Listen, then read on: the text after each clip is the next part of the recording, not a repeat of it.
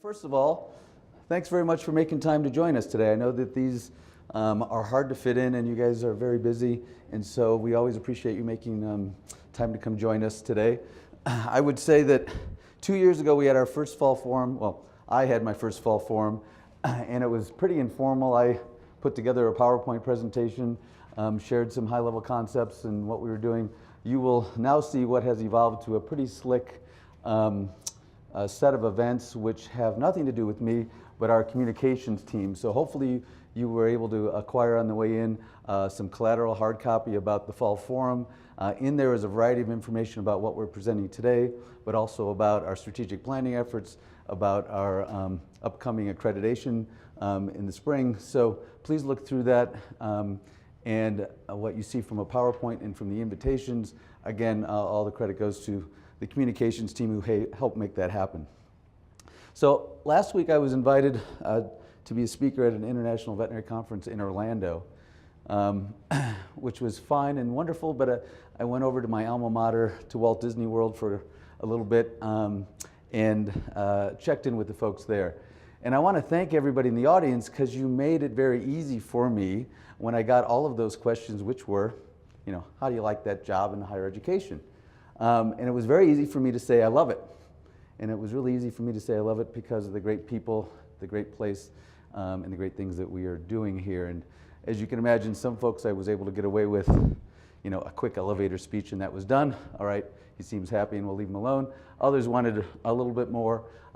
Most common second question was, what's been your biggest surprise with the new job? And I would have to say, and some of this I may have mentioned before, but my biggest surprise was when I started here, I was pretty darn sure there was going to be a fair number of folks that were going to wonder about this new Mickey Mouse vet who'd never worked in a university. And, you know, we're going to be fairly skeptical about new ideas and fairly skeptical about what we were up to. And I think my biggest surprise has been, if those folks are out there, boy, they're doing a great job of hiding it, because everybody's been so welcoming and everybody's been so interested in kind of how we might do things differently and continue self-improvement. And then the last question for those that were really probing me were, you know, what's the biggest challenges that you face? And as I really think about myself or the college in general, what's interesting is I think our biggest challenges are really external to the college itself. And so while there certainly are things that we can work on and fix internally, really, and we'll talk a little bit about them today, the big things are the external pressures that we have on a variety of different levels. And so that makes it really a lot easier. We don't have to fix things inside as much as kind of address things that are coming to us from the outside world. So we've always said that these fall and spring forums are a great way for us to share high-level information. We also want to do some level of recognition of our employees.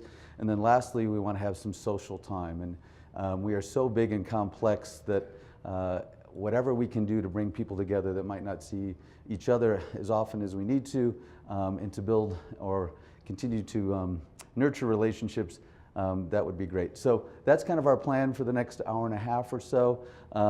As time permits, both as a group or individually, I'd love to also answer any questions that you might have about what's going on. So what are some of the big external factors that are affecting us? None of these are going to be new to the audience, but let's kind of review them. We know that the state certainly isn't giving higher education the money that it used to, whether that be in building new facilities or helping offset tuition. We know that that tuition now is being placed on the backs of students and families, and while that has worked for the last 10 years, it certainly isn't sustainable. And certainly when we look at our veterinary students, especially our non-resident veterinary students, are paying $54,000 to go to school here. It's pretty big burden. And so we can't continue to follow that model. We also know that research dollars are increasingly difficult to acquire, more and more competitive on a national level. And then what I found interesting is the competition between universities, I think, has certainly been there, but is heating up in a very significant way. How do we get the best students? How do we recruit and retain the best faculty and staff? And you're seeing more and more in that. And then lastly, certainly for our veterinary students, the job market is increasingly competitive. Just this year, 2 new veterinary schools opened. We anticipate that the graph of graduates will continue to go up pretty significantly, and can the job market handle that? So what's our responsibility, not only to educate these students, but to make sure that they're placed in the best careers out there? So how is this relevant to where we are today?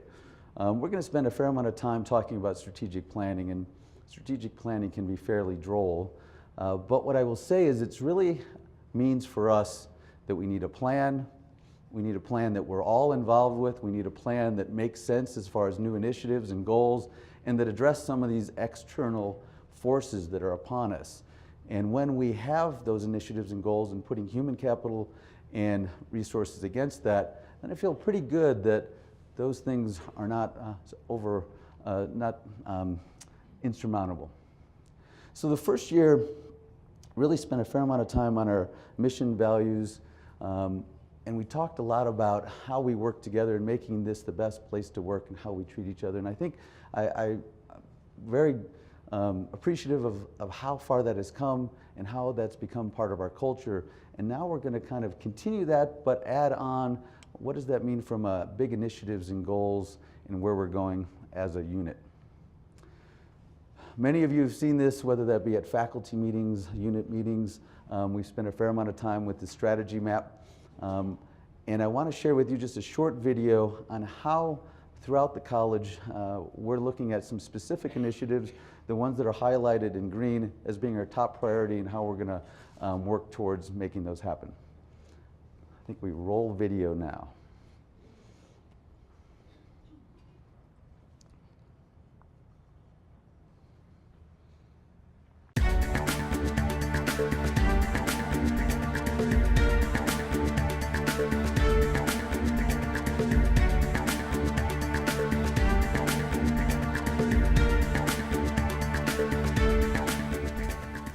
Hello and welcome as we introduce some of our key strategic planning efforts. What I'm standing on here is our strategy map, and like any map, it provides key direction and ensures that we're all united and heading in the same way. And as we go through this map, our faculty and staff that have been involved with our strategic planning efforts are going to share why this is important to them and how we're bringing our strategic plan to life.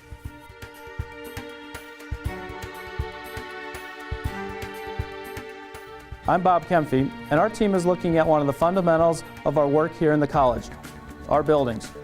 We are asking a big question: what does a state-of-the-art college look like? As we design our classrooms, teaching labs, and student study areas, we want to be purpose-driven. We are working on plans that will help us to increase and improve our teaching, research, and service facilities, both in the short term and the long term. Assessing our facilities will help us make good decisions about maintenance, renovations, and new construction. We had really rethought how we formed facility strategy in the last few years at CVMBS, and the idea here is to do a 360-degree planning process where we involve faculty from early on. Instead of them occupying a ready-made space and make it work, we are now designing it together. If you plan properly, it allows you then to marshal the necessary resources and provide an environment in which you can really reach those goals. Hi, I'm Becky Trentledge, Business Officer of the Department of Microbiology, Immunology, and Pathology. Our team is focused on creating the organization of choice, which we believe is the foundation of the entire strategic process. This strategic effort is a living, evolving process that we can all engage in. Engagement is the key word here.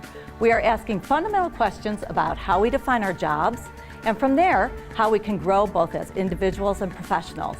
As the college looks forward towards the future, we are building and supporting a culture of personal and professional development. We need everyone in our college to share what they have experienced with professional development, whether that be a class, a course, a discussion group, because that can be put into our inventory and matched with the professional development plans that are built through performance management.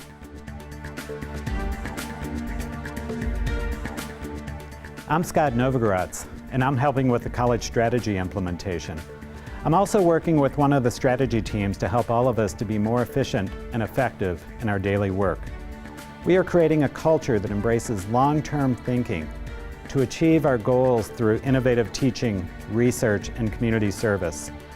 This is an opportunity to think about the future in a different way and work collaboratively across the college for our future success.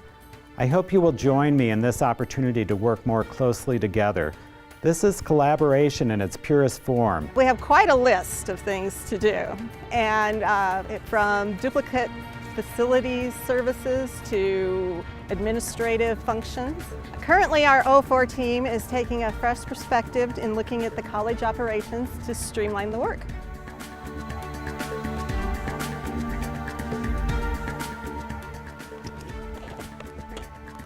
I thought this was a road trip. I guess it's a road map. I'm Keith Wilson, and I'm leading a team that's helping to ensure our financial future. We're pulling data that will give us a clear picture of the sources of our research funding. Based on this data, we'll work together to find new funding opportunities. We'll brainstorm on current sources that are being underutilized as well as new funding ideas. Our goal is to stabilize and increase our research portfolio, not only in dollars, but also in diversity. Strategic planning is important so that we look forward and attempt to anticipate what the future needs of the college are going to be. The plan looking forward is to continue gathering data, analyzing that data, and look for trends for areas where we can improve on. Hi, my name is Wayne Jensen and I'm a member of the Transparency team. The team's goal is to identify best practices for gathering input and disseminating information to ensure we have transparent leadership and shared governance. As first steps, the team has cataloged decision-making processes throughout the college and surveyed awareness of these processes. We want our colleagues to have confidence that their opinions are heard and considered as decisions are made. To accomplish this, we need full engagement from all parties in this college. Transparency is important to the college because it allows every stakeholder to know the visions and the goals of the college and to really understand how their daily contributions help to make those visions and goals successful. Strategic planning is important for everybody, and it's important for all aspects of the university. It includes our grounds, our buildings, our students, all the people who work here, whether they are faculty or whether they are staff. We have to have some idea of where we're going, and we have to go there together. We are just beginning these efforts, and I encourage you all to get involved.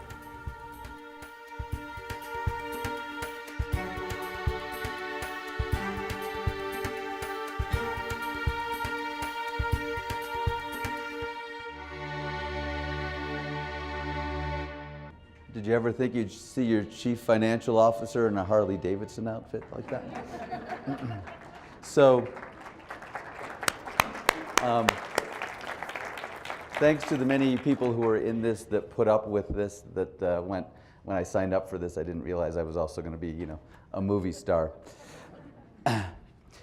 So a couple things I want to reinforce. Number one, we are just beginning this journey from a strategic planning perspective, and so whether you want to get involved directly and be part of these initiatives, or whether you want to just be able to provide input on our website, talk to your leadership about what you like or what you don't like, I would encourage you, this is the perfect time to get involved as much as you're able to. I want to be able to encourage those that haven't been involved. Again, this is a perfect time. So let's look a little bit more at some of the data that will be part of our strategic planning and our ideas as we move forward. Very high level, but very impressive. I'd say if you were, if we wanted to go to the New York Stock Exchange and talk about growth opportunities, holy smokes, we're right up there with Google and Apple. 24% growth over the last couple of years, $166 million operation that we're in charge of. We're going to break this down into a couple of the different areas that make up that.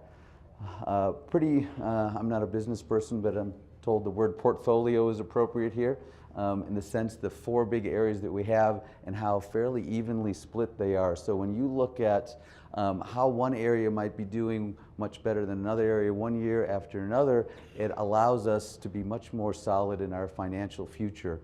So let's break these down, but just so you know, service units is a fancy term for those revenue generating areas. And so think about Equine Reproduction Laboratory, the Veterinary Teaching Hospital Diagnostic Lab, Veterinary Diagnostic Imaging, Center for Environmental Medicine. Private giving we know is philanthropy. State support is something that has been flat for several years or going down, and then our research efforts here. So a couple things just to be aware of. About a year ago, what we decided was a lot of the decisions on how we need to spend dollars should be made at the department level and not at the dean's office or the college level. And so we pushed forward to all the different departments any open headcount dollars that were associated with that. So if there's an open position in any of the departments, it used to reside in the dean's office and people would kind of negotiate their needs. And really it was decided that those were decisions better made at department level. So we're talking about $2 million that was pushed out to the departments, which really helped from a renovation, from startup costs, from bridge funds, and those decisions can be made at the local level. Now, when you see the second bullet and talking about what's underway, when we look at our service units, again, our revenue generating areas, we have pretty significant constraints that are put upon us by the university on what we can do when we raise money. So in a moment, we'll look at the Veterinary Teaching Hospital, how they've been able to year after year raise significantly more revenue dollars. Can we put that in the bank and save it for a rainy day? Not really. Can we save it over multiple years and then buy something significant like you might in your own home? Not really. So the idea is, how can we become a service unit that is more like a business, still approved by the university, but it gives us much more flexibility on how we can operate in those revenue generating areas. And that is something that is underway that we hope that will occur in the next year or so. Some investments just that have been made in this year. I'll tell you that I'm so glad as dean that I didn't have to go through the department head piece. And when I say that, department head, I think, is one of the hardest jobs out there. And how do you manage a very large operation and all the expectations associated with that, but at the same time, all of our department heads still have active research going on. And so we made a conscious decision to help support those efforts and putting some dollars towards helping the department heads and their research administrative support in that way. Capital campaign is coming up. We're in the official silent phase, but what I will tell you is that the university has been kind enough to our college to give us a full-time, brand new position to help with advancement. And you'll see that dollars spent in advancement are dollars well spent. And that by having this additional person and all the things that we want to do from a fundraising philanthropy will be very important in a brand new position that's coming on board. And then we'll talk a little bit more detail in a moment about how we need to continue to reinvest in our research infrastructure and some of the complexities associated with applying for grants and the bureaucracy and a variety of things. How do we support that? So what we've done is put some additional administrative support, and also in the next probably 6 months we'll be hiring an assistant dean of research to help Sue Vanderwood and her team to look at a variety of different things, how we expand our research portfolio. So let's look at one of our key growth areas, and that's veterinary teaching revenue. You don't see things that are that impressive in the business world very often, and that is huge growth.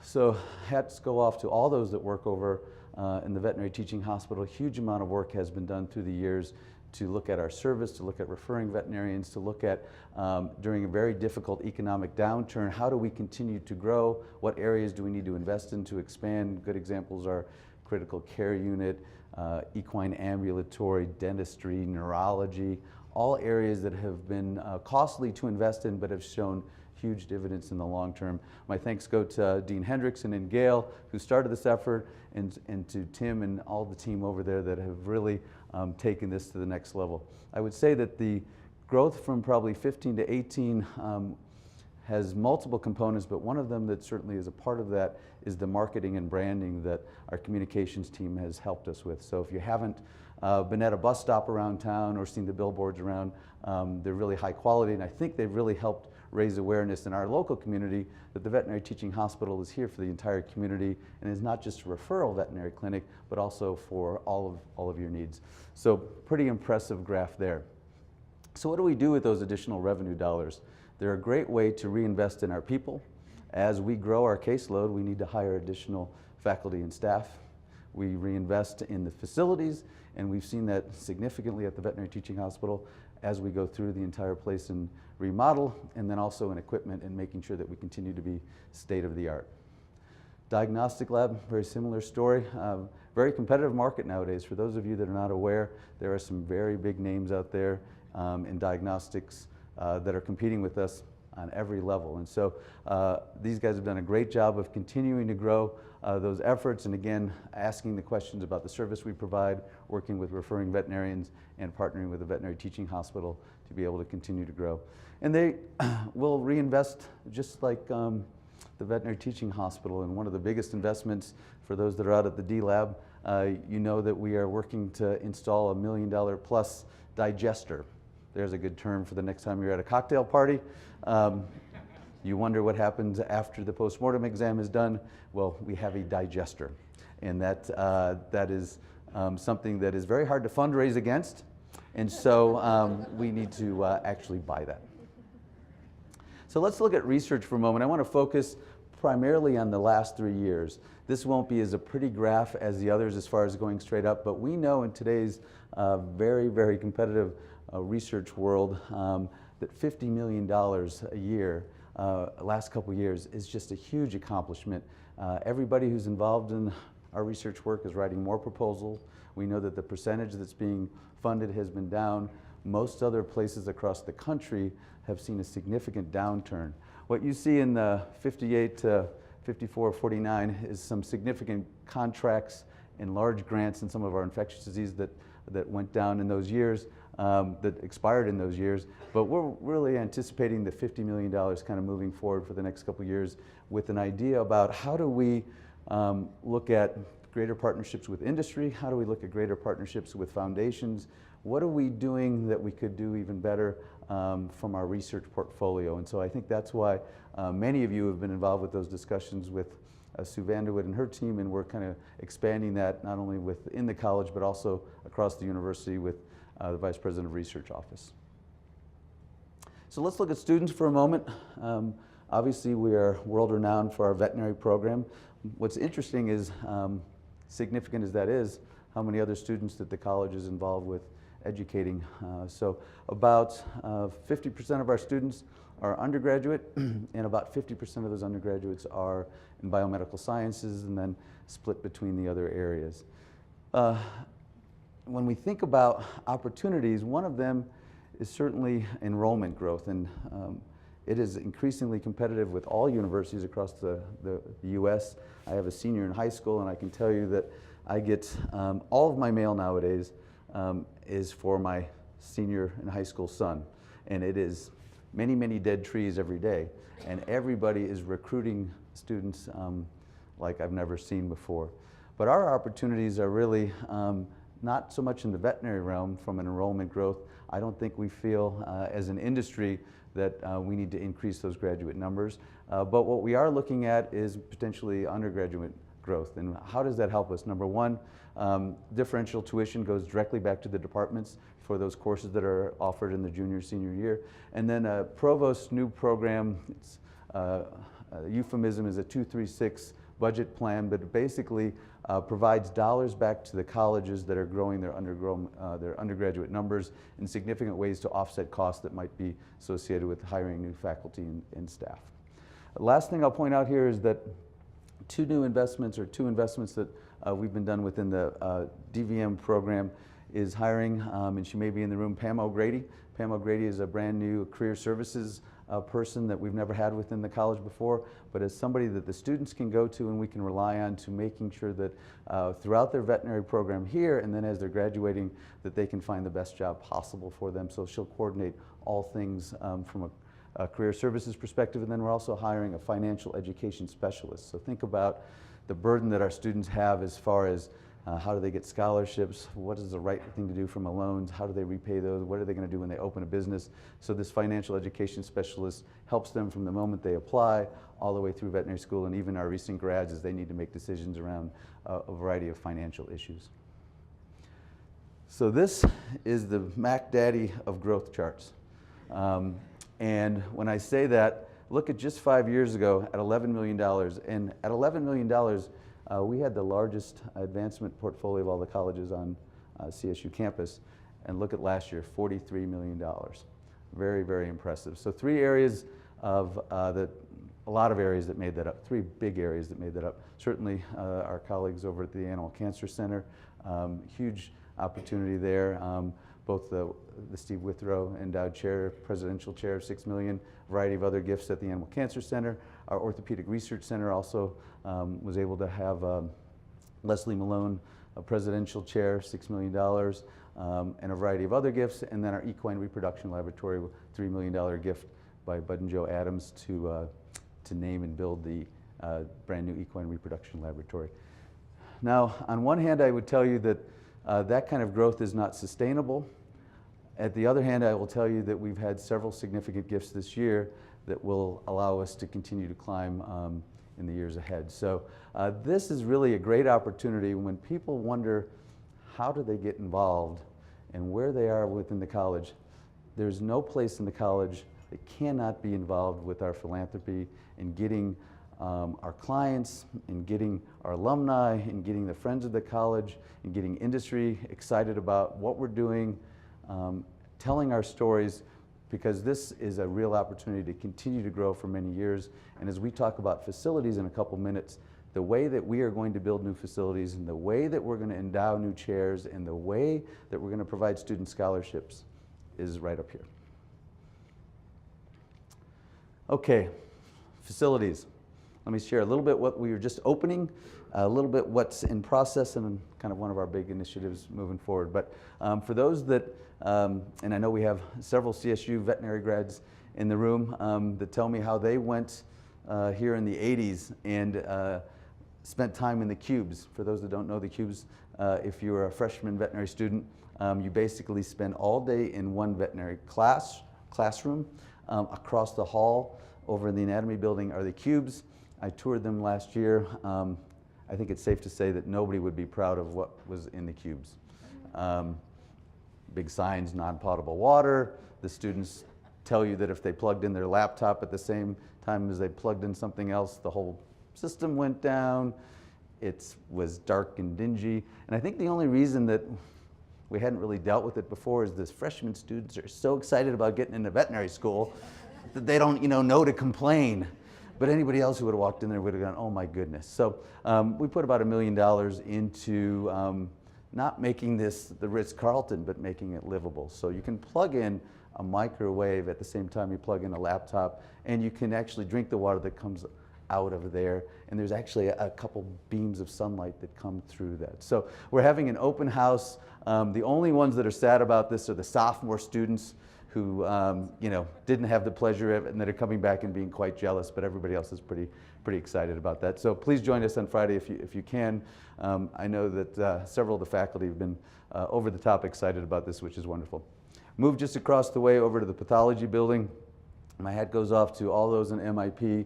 Been very thoughtful in kind of holding some money to be able to put into this significant investment in the second floor in the Prion Research Center. We also know that Central and the Provost's office came through and also supported this with a significant grant or contribution to that. So that is what you saw in the video before with Dr. Hoover. That second floor area is in the process of being completely redone and hope to be open for business this spring. And then a big project that many of you have heard about that I'm excited to say, we just met with the provost the other day and getting some good signs that we're able to move forward with this quickly, and that is our neuroanatomy teaching laboratory space. And so you know that currently we commingle all of our animal anatomy and human anatomy teaching on the first floor. Well, that's a bit cumbersome, and as we continue to grow, especially with our new neuroscience program and other areas, that we really need to look at separating those spaces. So when we are building a second floor to the anatomy, second floor will be all human and neuroscience, first floor will continue to be animal, and it'll really continue to support the state-of-the-art teaching facilities we have in that area. funded right out of the gate. We have $1 million from the student facility fees, but we're also looking at ways from a philanthropy and from money coming in from tuition and both at the department and college level. So feel pretty optimistic that you're going to see a lot of activity in there in the next year or two. Over at the South Campus, the Veterinary Teaching Hospital continues to march through and remodel all the facilities. The most recent thing that just opened were some of just the infrastructure as far as some of the laundry and sterilization, which are critical, not necessarily terribly things to show off, but they're pretty wonderful if you haven't seen them before. They've done a really great job. And now we're going to march through and continue in some areas. I think the images up here are in some of our neurology spaces, but at the end of this, the entire veterinary teaching hospital will have had a complete remodel and be completely up to state-of-the-art work. The other big exciting things that are happening at South Campus, I would anticipate that in the next probably month or two, you're going to see an announcement about a big new translational medicine building that we're opening there. Press release is scheduled for somewhere around Thanksgiving, which will launch some fundraising efforts to match that contribution, but that will, along with new equine veterinary teaching hospital that we anticipate to launch a capital campaign around in the spring. Those two things represent about $100 million of growth that will happen in the next couple of years in the South Campus. So transformative in what's currently there and what will be there in the years ahead. Okay, accreditation. So next April, we will have a site visit from a group of about 8 folks that will come in as part of the Council of Education to do our accreditation.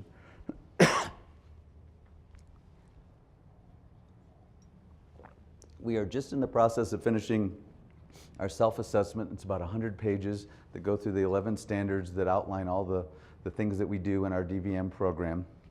And what I'll tell you is, having read these drafts now for many months, it is incredible what we do. I mean, I've been learning lots over the last 2 years, but when you see the things that we provide, both educational and out of the classroom for our veterinary students, the diversity of the specialties, the things that we do on campus and off campus, it's mind-blowing. And so we will have no problem with the accreditation, knock on wood, but it will require a lot of work. And what you will see, for those that haven't been involved so far, you will probably start getting looped in. We'll be doing facility walkthroughs, looking at all the areas that our veterinary students are trained, and looking at everything from the posters on the wall to the paint to the equipment and how we teach in those different spaces. And then we'll be finalizing that self-assessment and putting it online for everybody to see. If you're involved with things like the admissions committee, with the curriculum committee, if you're on the DVM steering committee, you will be specifically invited to different meetings with our site team. For those that aren't part of that group, will be group sessions and individual sessions if you want to chat with them in any way. So we always make sure that there's time available for you to meet with the site visit team and give them your input. So now we're going to move to kind of a special moment. Last spring, we started our Living Our Values Awards. And so many of you remember that we awarded 4 pretty significant awards at that point as far as dollars. And that was our kickoff. And I want to use this moment to kind of kick off for next spring already. I know it's a long time away, but think about who you would like to nominate for Living Our Values. So who is kind of the person in your area that just oozes those values: transparency, accountability, teamwork, and collaboration? Who might you nominate for that? We'd love to have those submitted by January, this coming January, and then we will award those in April at the Spring Forum. I also wanted to share a brand new, what we're calling Spot Awards, and my special thanks to Tom Hadley and to Christy Conrad and a variety of folks that have helped move this effort forward. I can tell you what seemed like a very easy idea ended up at a university level being much more complicated than what we thought. And so Spot Awards are how on the spot we can award people that are doing great things and not have to wait for a once-a-year ceremony, not have to go through a big nomination ceremony, but there are people all throughout the college that are doing great things that you think, oh, I wish I could do something a little bit more than just a thank you and a pat on the back. And so Spot Awards are exactly that. So every year we will have about 150 of these. They will be distributed out by your department and your unit, and at a local level in a timely way. We hope that those will be significant from a recognition perspective. Today we're going to kick off our Spot Awards. They won't be on the spot because we've been thinking about them for several weeks, but we wanted to be able to use this time to share with some key individuals. So if I could have the department heads and unit leaders from these areas come forward and help me with the distribution of our first Spot Awards.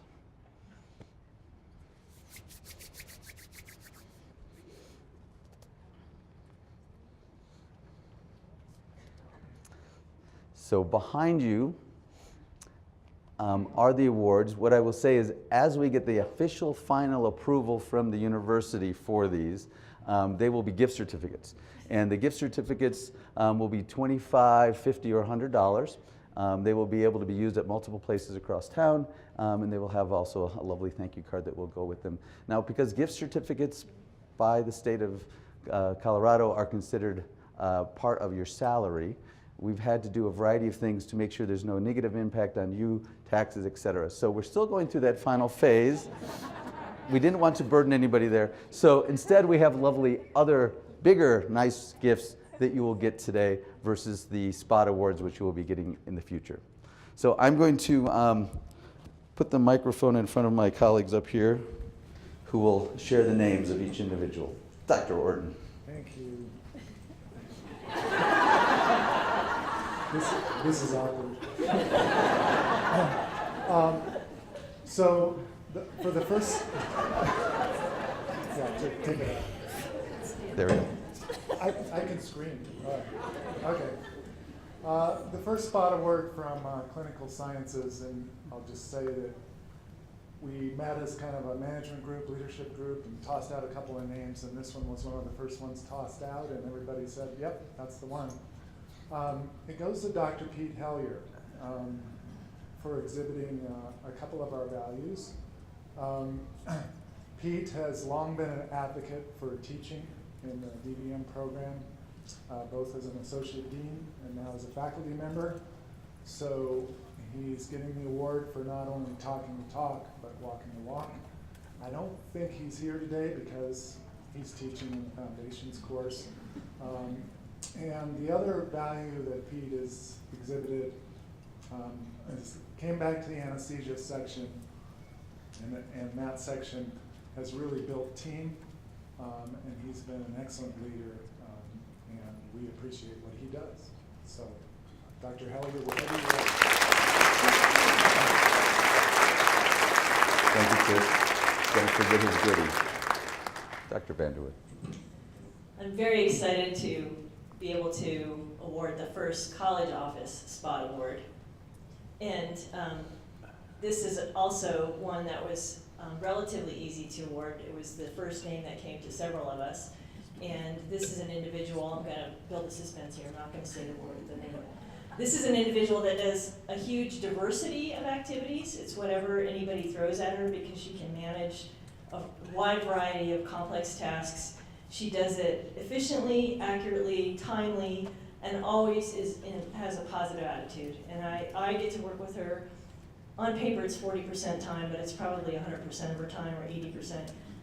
And I've really loved working with her. And this Spot Award goes to Ashley Meyer.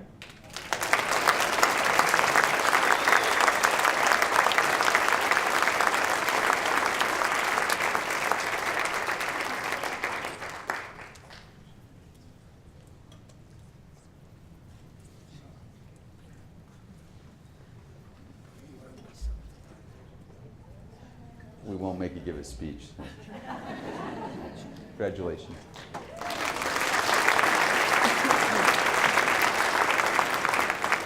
So our first Spot Award was given to a person who leads our histology lab, and this person has been in the diagnostic lab, leading the histology lab for the last 11 years or more, but before that he started off in the university as a courier, running around, and then trained up into his current position. So he was nominated by one of the employees in the diagnostic lab because he meets the service, teaching, and research aspects of many people, and embodies the values of accountability and collaboration. And that person is Todd Bass. So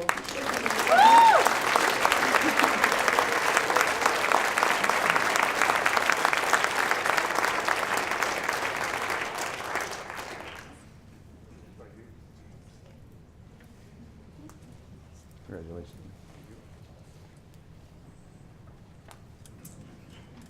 So we've had a lot of big events in NYP this year. A lot of events to organize, including 5 retirements. Those take a lot of work. We want them to be very special. Ida Tiemann has taken the lead on this.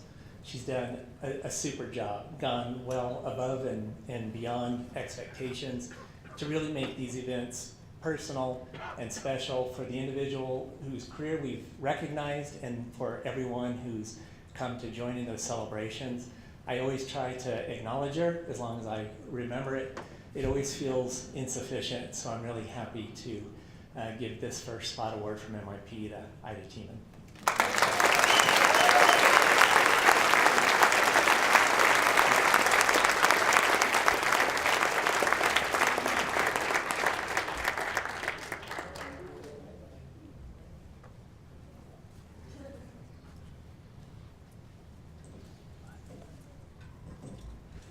So I'm just going to share one example of what this person has brought to the Department of Biomedical Sciences for a number of years.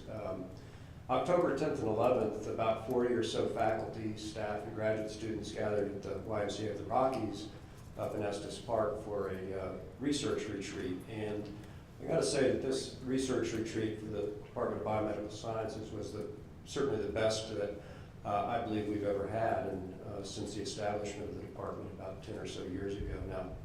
Certainly a lot of people contributed to making this happen, but the success of this really tracks to one person, and that's Erin Vicinius. And despite a very challenging fall for her own reasons, Erin never dropped the ball on this, never lost focus, and successfully got us all together up in the Rocky Mountains. So Erin, thank you for doing this and for all you do for the department.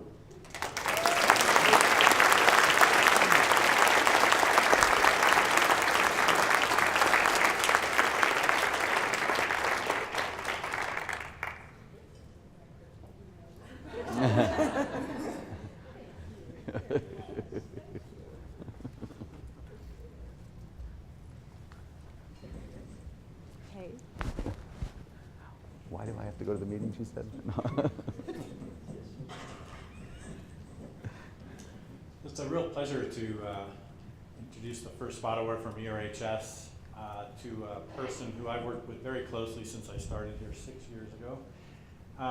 This person has served at least 2 other chairs before myself, and each of those individuals has told me how invaluable they were to their success, and I have to agree. It's kind of spooky. This person is actually a mind reader. That's probably the best trait that you could have in an assistant, and I'm really pleased to give the first spot award from ERHS to Julie Asmus.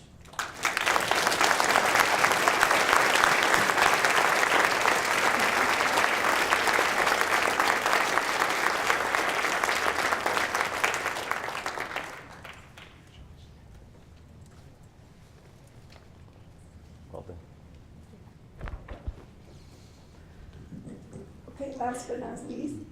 So I would like to recognize for the DTH Spot Award someone who has really taken the department by storm since she started, with her work effort and just her ability to collaborate and bring people together.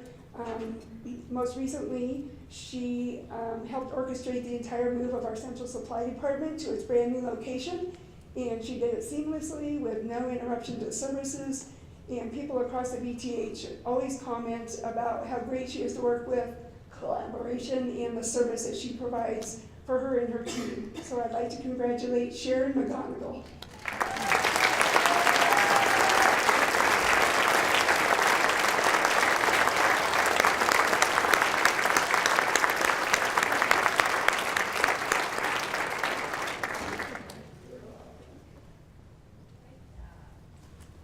all. Well done.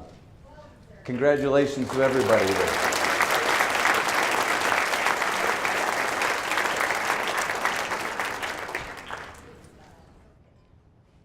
So I think we have a couple minutes available if anybody wants to, as a group, ask a question. Would love to answer anything I may. And then certainly if you'd prefer to ask me during a beer next door, that's fine and perfect. Also, I'll be around for the whole time.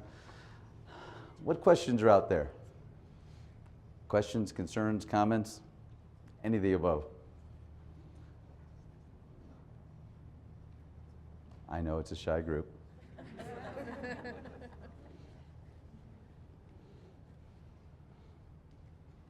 You're just thirsty and pretty sure somebody's going to hate you if you slow things down. Yes, ma'am.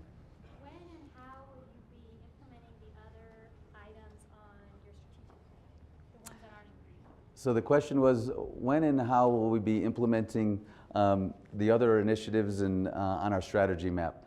And what we've been told by a variety of experts is, since we've got about 20-some big things that are on our strategy map, you're not going to be very effective if you try to do all 20-some at the same time. And so what we've done is really said, hey, here's 5 or 6 that we want to really get down and dirty with and spend a lot of time and effort. We're going to develop metrics around those. How are we doing, measuring those things moving forward?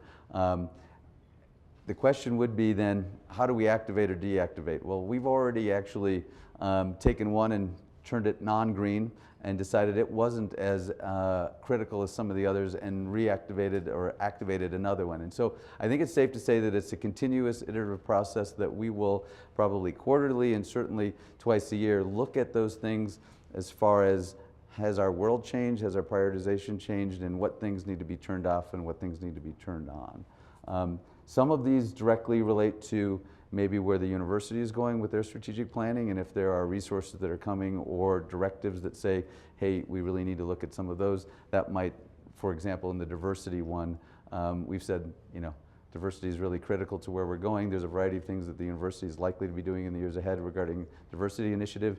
I wouldn't be surprised if we might link up with those efforts in the years ahead and turn that one on.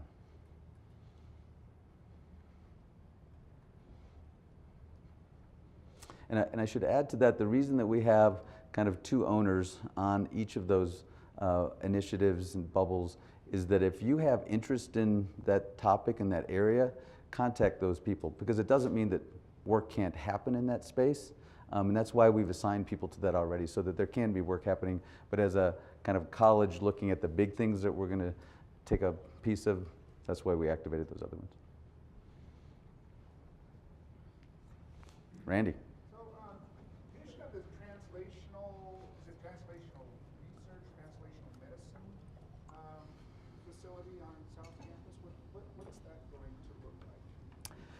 So what I can tell you is it's going to be big and wonderful, and I can't tell you anything more. Ha ha. We received a very significant gift for this building, and we are ready to announce many things about it, that gift and the building that it will fund, but we don't want to do that until the donor has approved all the things that are going to be part of this press release and what is in there. What I will say is that there's a real interest in translational medicine, how that works in regenerative medicine, stem cell, that this building as it's envisioned now has a variety of surgical facilities, imaging facilities, research facilities, and teaching facilities. It is about a $75 million building, and we are more than halfway towards paying for it. You didn't answer my question, so you owe me a beer. I'll buy you one in just a moment.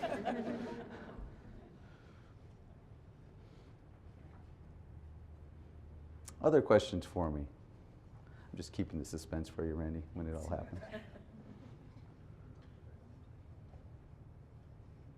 Well, please come up and share your thoughts or questions individually, and thanks again for coming today.